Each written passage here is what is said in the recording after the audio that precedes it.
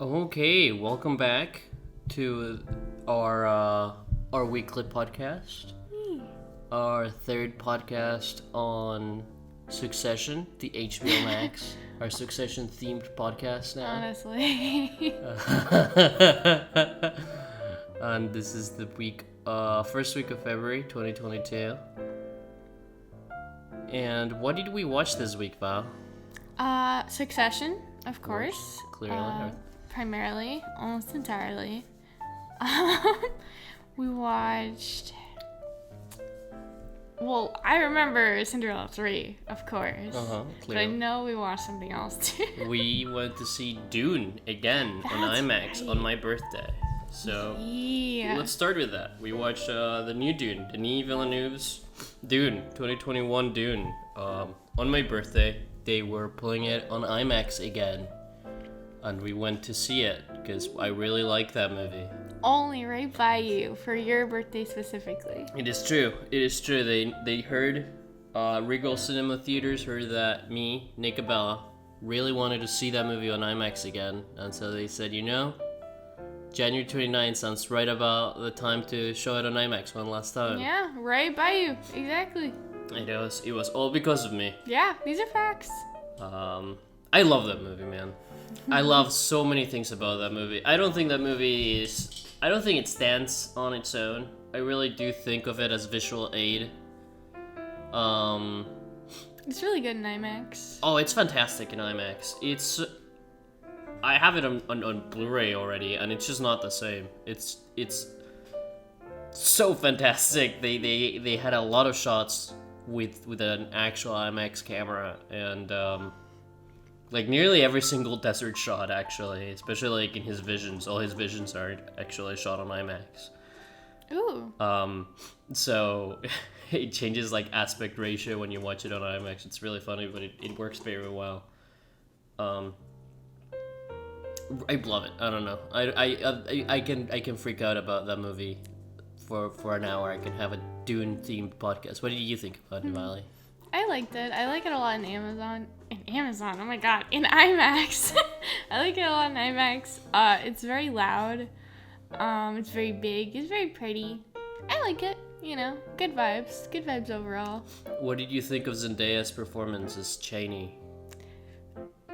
She was fine. I mean, I know you said that there is more Chaney than there should have been, but there also really wasn't a lot of her, so I don't know how to judge her. I guess she was okay. She said Paul a lot, softly, Paul, 10 different times. And then at the end, she had 2 sentences, which were, fine.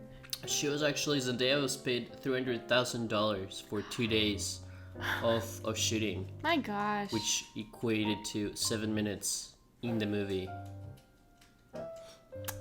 Wow. Yeah, it's kind of whack, huh? I didn't ask for that, but... I think she did great. I loved her in it. I love Russ Chaney. I really want to see more of her. I like her. I like Tandy a lot. I'm down for it. I think the casting of the movie is probably among the reasons I like it as much. I think the entire cast is amazing. I think that Oscar Isaac as Duke Leto. Ooh. Very good. Chef's kiss. Yeah. And what's her name?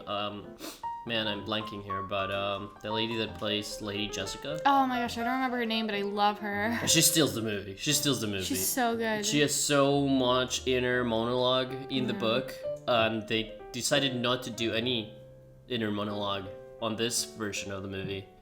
And She makes it work though. no, she portrays the inner monologue through acting. And it's fantastic. She did such a great job. I loved her. I think she steals the show whenever she's on screen. I agree. She's, I think, the best. Timothy, Of my course. boy Tim. Timmy. Timothy. Little Tim. Timmy, Tommy. He's great as Paul. I mean, Paul's supposed to be 15, which, I don't think that an adaptation, no adaptation of Dune will ever actually commit to. But this one was close. Yeah, he has such a boyish look to him. Yeah. So it works very well. I really hope that for the next part they inject some steroids on this man, because it's gonna be 2 years after and he's gonna go through some shit. Yeah. I'm really interested in what they're gonna do, because I know in all the other things that I've seen him in, he kind of just looks the same as he does in this movie, so I don't know if they're gonna actually physically try and change him, but that would be a good idea. They want to make a Messiah movie, a Dune Messiah movie after part 2, and that takes place 14 years after the first book. I guess 16 years after this first half of the book, and I wonder what they're gonna do with that. I wonder if they're gonna recast him, or if they're gonna age him up with CG, or what are they gonna do? Yeah, I have no idea, actually. 14 years is kind of a hard one. I guess maybe CG, but that might look... I don't know. Maybe they could make it look not terrible. What did you think of the soundtrack? I hear a lot of mixed feelings online about the soundtrack of Dune. Like the screams? Well, I love the screams, but just the soundtrack in general. I mean, if we're being real, most of the soundtrack is screams, but just different screams. Can you do a scream for me? Well, my top 2 screams. The first one is... That wasn't very screamy. Well, it's like a deep throat scream. I can't do it. I don't have the vocals for a deep throat scream. And then the other scream is like... That one I can do. I like that one. I like yours. I think yours is better. Thank you. What else? I don't know. I like the second scream that I did. I like the second scream. I really do. Those are my favorite screams. What did you think about David Lynch's version of Dune in comparison to this one? I think this one's better overall. I think that's not crazy to say. But I think the Lynch one has a lot of stuff that this one doesn't.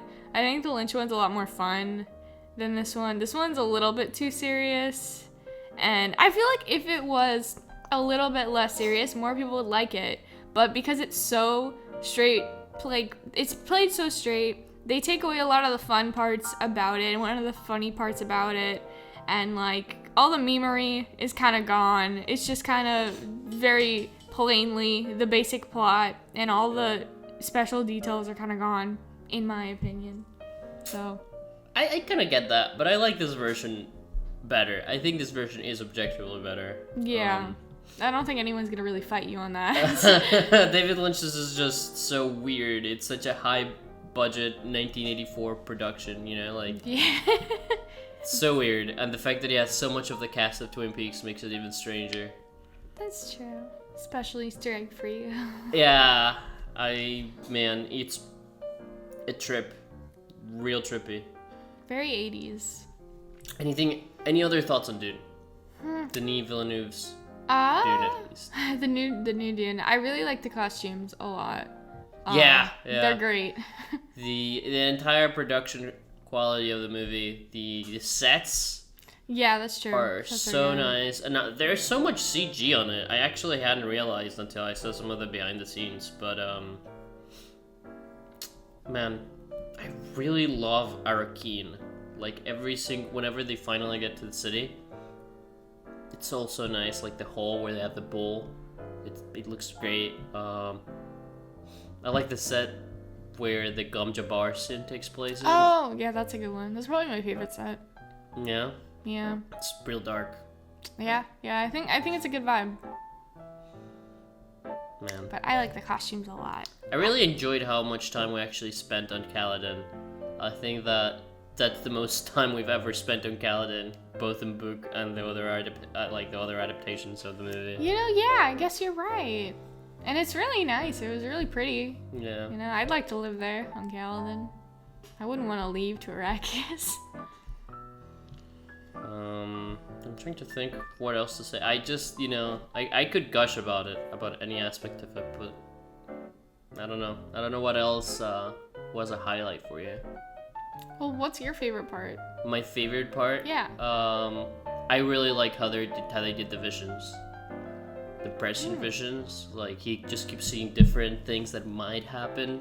And the movie doesn't spell it out for you. I remember when we first watched it, like, everyone that didn't hadn't read the book came out like just asking questions about like what was up with any of that. Yeah. But I love it.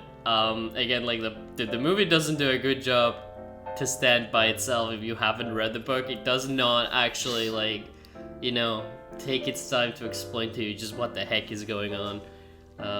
And the visions are by far the worst part as far as that, but I love it. I thought it was great. It just, you know, he's seeing this possible outcomes on both very short time events that are about to happen, that are about to unfold right in front of him, and he's also like seeing shit that might happen in 20 years. It's crazy. It's pretty rad. I do, as a person who watched it without reading the book first, wish that they'd had like a sentence in there explaining what was going on, because the way the visions are shot are really cool, but I had no idea what was going on. I like the visions with Jamis, because that's true. As Jamis we all is know, I'm friends of Jamis. We're all friends with Jamis. Friends of Jamis. No duh.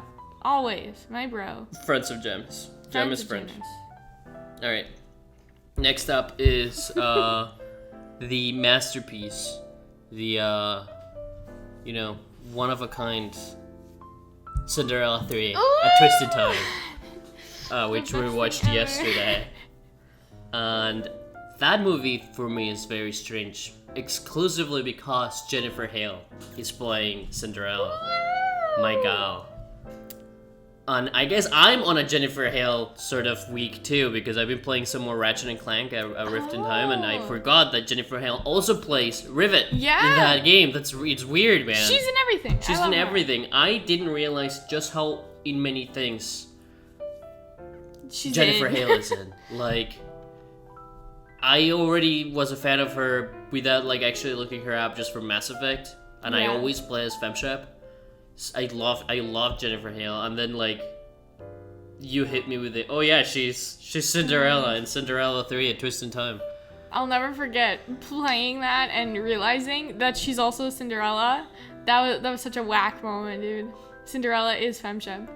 Recently, we learned that she's also Black Cat in that PS1 Spider-Man game. That also blew my fucking mind away because I played a lot of that when I was little. So Jennifer Hale has been in my life in one way or another since the very beginning. It's crazy. And I don't remember her name, but the lady that is the stepmother in Cinderella 3, she's in God of War, she's in Kingdom Hearts, she's in a couple other things too. So she's everywhere also. Just both of those voice actors are just in everything constantly, all the time. Voice acting must be a weird career. You know, like getting recognized by your voice alone. Yeah, I have no idea what they actually look like. I bet none of them smoke either. Oh, I mean, I would doubt it. I really would. But yeah, Cinderella 3: A Twisted Time, it has no right to be as good as it is. Like, it shouldn't. It shouldn't. It's like the best straight to VHS Disney movie I've seen. Yeah. I would even argue I mean, the original Cinderella is really good, but I don't really think it's aged very well.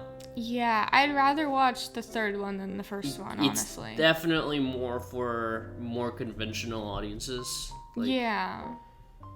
There's a lot more jokes. It has, like... Gosh, the memery? Yeah, much faster pacing. The original Cinderella, it's been a while since I've seen it, but it is slow. Yeah, it's played very straight in the original. It's played incredibly straight, yeah.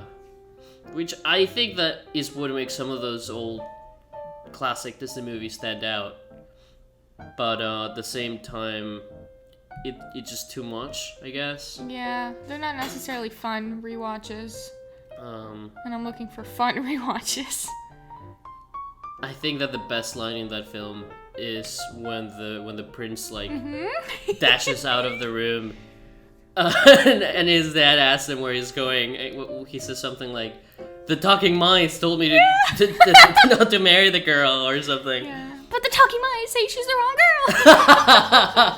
And then he's like so concerned, son runs out the door. It's amazing. I love it. I really enjoy it. That whole sequence with him like when they stop and he like looks back and forth, he's like, okay, and then jumps out the window. Prince Charming has my heart in this movie only. I would absolutely watch a documentary on this movie, on the making of Cinderella 3 at Twist in Time. I do want to know why it's so good. And it's good in like more than one aspect. Like the animation quality is really good for some reason. Like especially as far as like straight to VHS Disney stuff go. It's really good. Yeah, I think it's, even animation-wise, I think it's the best that I can remember. The score's not that great. Yeah, that's the weak part. The songs aren't very good, which is unfortunate. Yeah, you know some things that adrift when the Cinderella song by the Mice is the best one, you know? You're right, that is the best song. Oh, that's tragic. I think the first two, I can only remember so many in this movie, but I think the first two songs really stand out as being very bad. The second one I think is worse, but the very first song is always such a meme, specifically because of the part with Anastasia and Gisela and the stepmother in the little house thing, that like I kind of can forgive it, because they're just like, I hate doing my laundry, bro, the dishes, there's too many, oh man. And I'm like, okay, sure.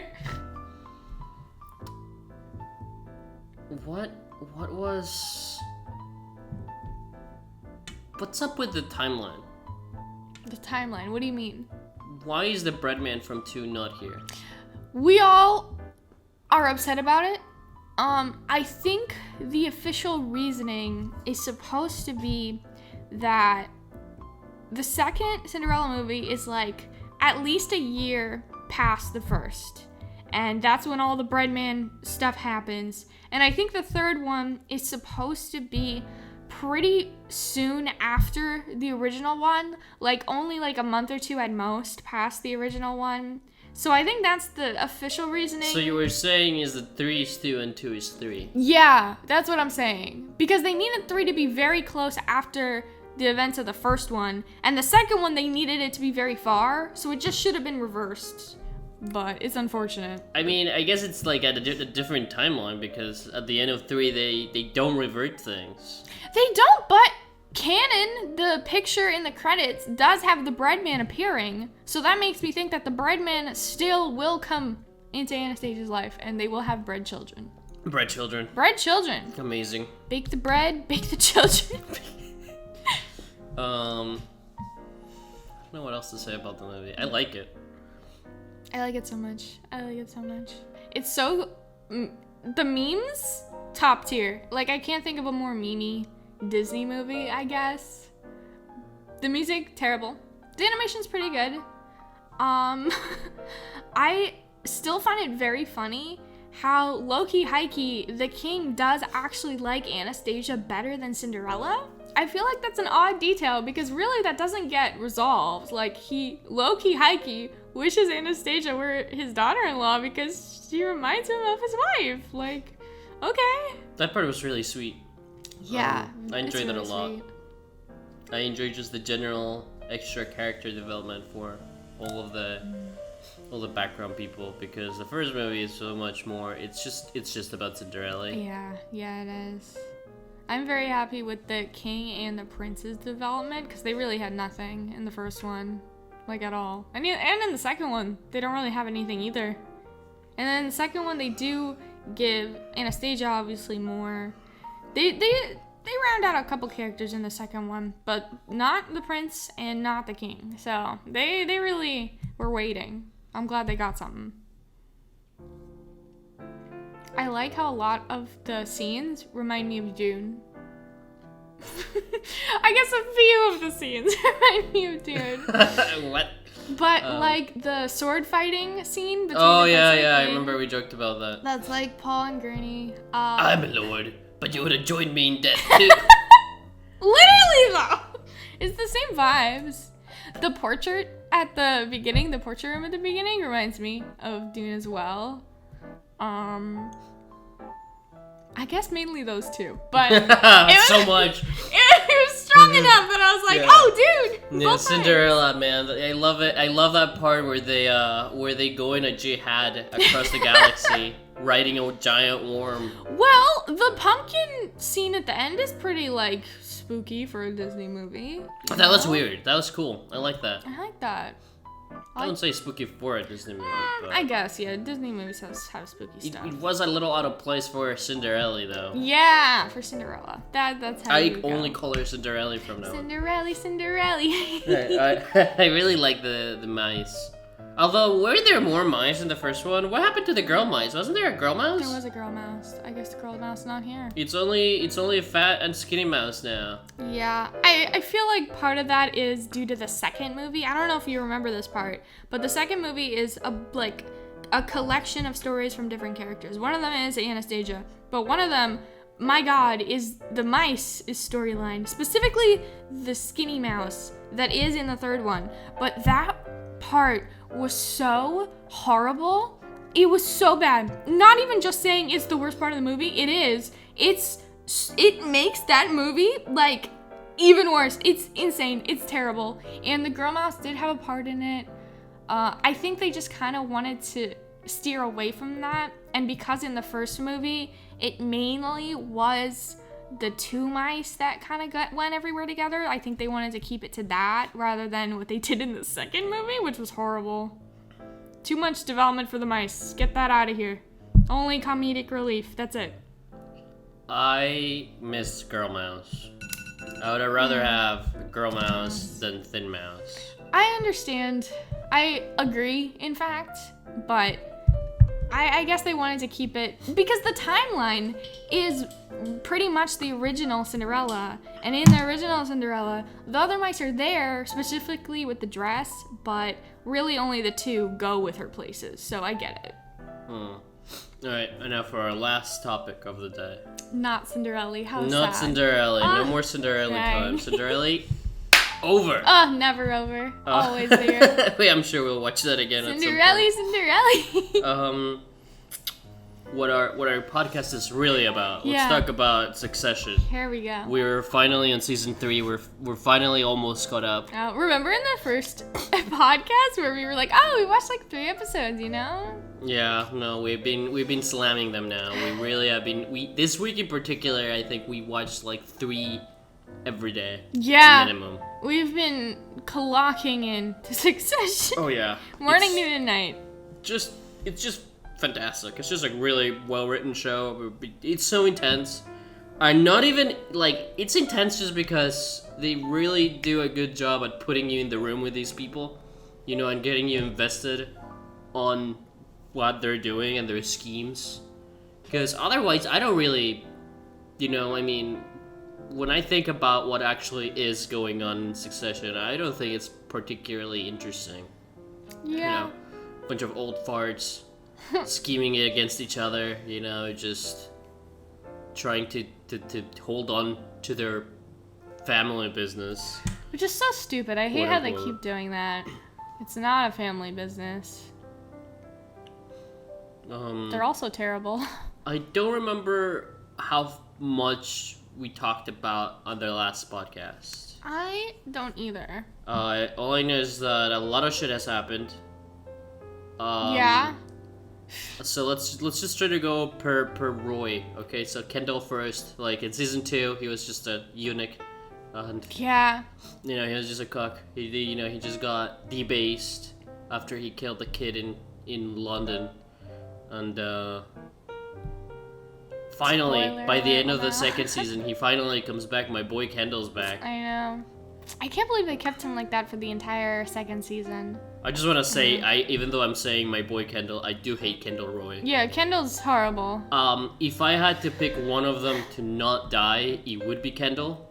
However, I wish him only ill. Yeah. I really go back and forth on which one I hate and like the most. Because really, they're just all so horrible. I wish they would all mass die, really.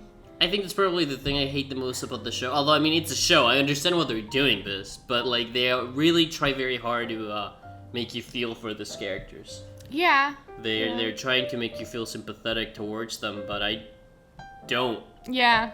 I hate all know. of them. I hate them so much. I Like, think that they are most definitely the worst people alive. They really are. Sometimes they'll push through and I'll care a little bit, but then that stops right away. I genuinely think they're all subhuman, and they should genuinely. They're terrible. They should genuinely be burned alive. But, Yeah.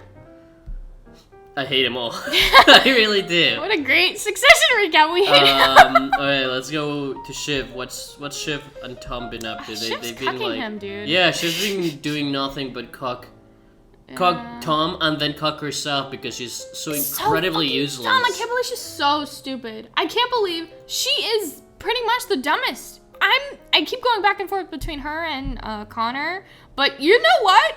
I think she's the dumbest. That's It's debatable, for sure. It's debatable. I keep going back and forth. It's a bit of a stretch, but right now, that's where I'm at. I think she might actually be the dumbest. she just shoots herself on the foot at any given opportunity. She is just so incredibly power hungry that she's totally blinded. She can't see ahead of any position. Anytime that somebody offers her a position, she just double crosses everybody else. Yeah.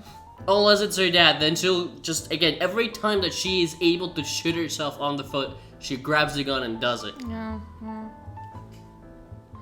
Um, She upsets me so much. Because on top of that, she never actually does anything. Even when she manages to be in some sort of position for a second, she has no experience. She doesn't care. She doesn't actually want to do it ever. So it just ends up with everybody hating her and not listening to her with her bullshit opinions, because they are. Just, I don't even know. I don't know what she wants. Hate her. My God. I really like the show's portrayal of corporate culture because, especially like in one of the last episodes we watched, where she like walked out on Kendall and he just like screamed at her about how he really did just want her because she is a girl. Yeah. Realistically, yeah, though.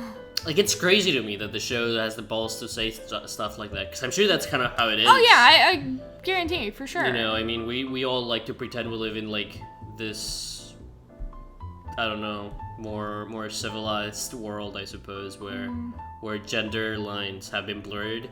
But I'm sure that at that height in the corporate structure, in it's corporate really or STEM stuff, that's never it. It's always like the girl counts more just for show. Yeah, just the way that he said it too. It shocks me that I hadn't heard anything about the show. You'd think that like they would have tried to cancel this show over it. I don't know. This isn't like crazy. I thought it was wild, man. I thought like him screaming all that stuff was pretty crazy. No, that pretty much clocks, honestly. Well, I mean, yeah, no, it's definitely, it fits in. I'm just saying, for them to show it, it's kind of wild. I mean, I feel like maybe I just have a different perspective, but like when I saw it, I was like, yeah, dude, that's it. No. You're not groundbreaking. Let's talk about my second favorite Roy. Your second favorite Hunter. Roy. Hunter? Connor? No. Hunter. Who's Hunter? The guy that's played by Macaulay Culkin's brother. Black hair. He's dating he's dating Jerry. I don't know why. Oh my god, I don't know why. I was like, I know one of them. I know that's one of them, but I can't. Oh my gosh. How could you hit me with that again? Yeah. He is, I do very much like and hate him. He bothers me so much. He could easily be my favorite because I feel like he has the most sweet moments of any of them by far, but he will always turn that around. He's such a daddy's boy to such a nightmare degree. Honestly, maybe more than all of them. They're all ridiculously weird in that area, but he's extra weird.